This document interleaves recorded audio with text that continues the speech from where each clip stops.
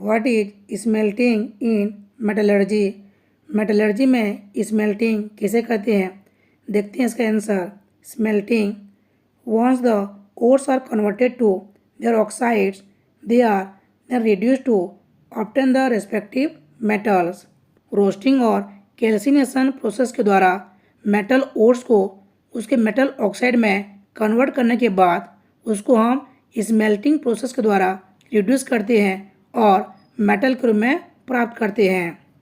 The metal oxide is heated along with flux and reducing agent and this give the metal in liquid form।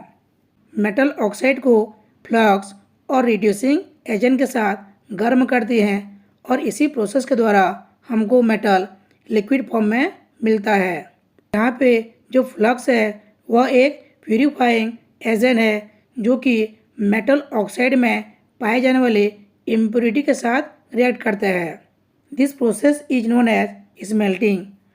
Means जब भी हम metal oxide को flux और reducing agent के साथ heat करते हैं तब हमको मेटल लिक्विड फॉर्म में मिलता है और इसी प्रोसेस को हम स्मेल्टिंग कहते हैं। Smelting can be carried out by carbon reduction method. Smelting को हम कार्बन रिडक्शन मेथड के द्वारा कंप्लीट कर सकते हैं। रोस्टेड और calcinated ore is heated at high temperature 700 degree Celsius to 1800 degree Celsius with coke or carbon in a blast furnace and the oxide is reduced to liquid metal। जब भी हम roasted और calcinated ओर को blast furnace में Coke और carbon के साथ high temperature में मीन्स 700 डिग्री सेल्सियस से लेकर 1800 डिग्री सेल्सियस के बीच हीट करते हैं तब मेटल ऑक्साइड रिड्यूस होकर लिक्विड मेटल के रूप में प्राप्त होता है।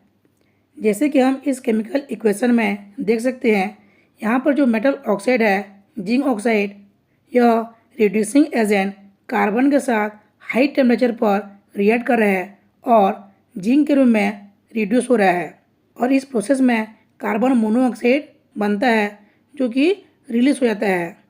मीन्स स्मेल्टिंग प्रोसेस में जो जिंक ऑक्साइड है वह रिड्यूसिंग एजेंट कार्बन के साथ रिएक्ट करता है हाई टेम्परेचर पर और जिंक के रूप में मेटल के रूप में रिड्यूस हो जाता है।